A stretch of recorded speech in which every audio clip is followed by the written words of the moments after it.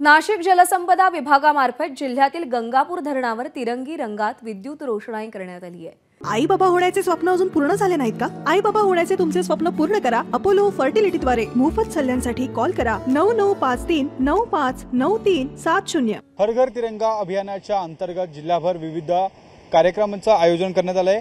नाशिकमध्ये पाटबंधारा विभागाच्या माध्यमातून देखील नाशिकच्या गंगापूर धरणावर विद्युत रोषणाई आणि लेझर शो देखील करण्यात येतोय। 2 दिवस हा लेझर शो असणार आहेत।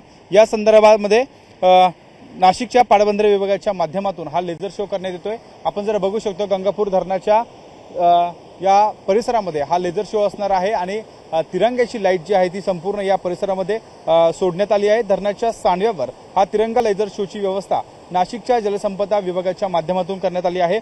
आपल्यासोबत कार्यकारी अभियंता सोनल शहाणे मॅडम आहेत।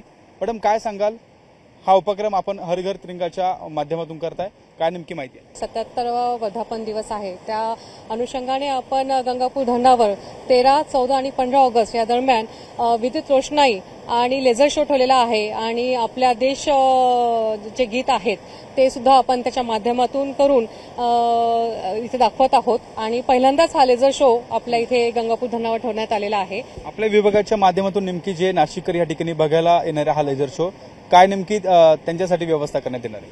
6:30 ते 9 वाजेपर्यंतच हा शो असणार आहे। त्यामुळे शक्यतो ट्रॅफिक आणि ह्या सगळ्या दृष्टिकोनातून आणि सगळ्या जनतेने त्यांच्या सुरक्षेच्या दृष्टिकोनातून देखील आपण पोलीस जे आहे बंदोबस्त ठेवण्यात आलेला आहे। नक्कीच जे आहे ते 13 तारीख, 14 तारीख आणि 15 तारखेच्या या 3 दिवसांमध्ये हा लेझर शो नाशिककरांना बघण्यासाठी देखील पाटबंधारा विभागाच्या माध्यमातून हा नवीन उपक्रम राबवल्याचं आपल्याला पाहायला मिळत आहे। कॅमेरामॅन किरण कटारेसह शुभम बोडके, एबीपी माझा, गंगापूर धरण, नाशिक। एबीपी माझा, उघडा डोळे बघा नीट।